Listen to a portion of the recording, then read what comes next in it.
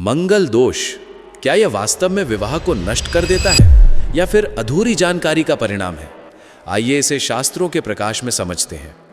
वैदिक ज्योतिष के आधार ग्रंथ बृहद पराशर होरा शास्त्र में महर्षि पराशर मंगल के बारे में कहते हैं कि भौमो रक्त वपुः क्रूरो धैर्य शौर्य स्यमन्वितः, अर्थात मंगल लाल वर्ण का, स्वभाव से उग्र परंतु धैर्य और शौर्य से युक्त ग्रह है।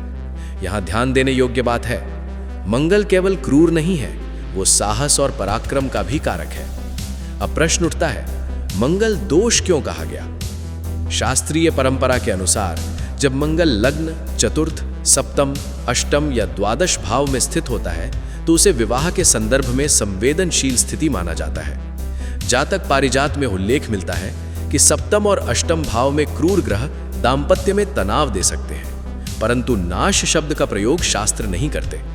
इसी प्रकार फल दीपिका में कहा गया है कि पाप ग्रहाः केंद्र स्थिताः स्वबल समन्विताः शुभ फल प्रदाः भवन्ति। अर्थ, यदि पाप ग्रह केंद्र में हो और बलवान हो तो वो भी शुभ फल दे सकते हैं। अब सोचिए, यदि मंगल स्वग्रही यानी मेष या वृश्चिक, उच्च का यानी मकर या गुरु की दृष्टि से प्रभावित हो तो क्या वो केवल दोष देगा? नहीं, वो संरक्षण, ऊर्जा, नेतृत्व और जीवन साथी के प्रति साहस भी देता है। सबसे बड़ी भूल क्या होती है? केवल एक भाव देखकर निर्णय लेना। विवाह के लिए देखे जाते हैं सप्तम भाव, सप्तमेश शुक्र पुरुष के लिए, गुरु स्त्री के लिए, नवांश या D9 कुंडली और संबंधित दशा। यदि दोनों ही पक्षों में समान मंगल स्थिति हो तो शास्त्रीय मतानुसार उसका प्रभाव संतुलित माना गया है। ध्यान रखें, ज्योतिष संभावनाओं का विज्ञान है, भय का नहीं।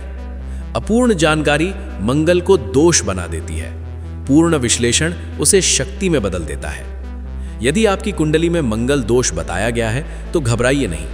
अपनी संपूर्ण कुंडली यानी लग्न, नवांश, दशा और ग्रह बल सहित एस्ट्रो स्टार टॉक के अनुभवी वैदिक ज्योतिषाचार्य से शास्त्रीय परामर्श लेकर समझिए, क्योंकि हर कुंडली अद्वितीय है। और याद रखिए, मंगल शब्द का अर्थ ही है शुभता। शास्त्र डर नहीं सिखाते, सही दिशा सिखाते हैं।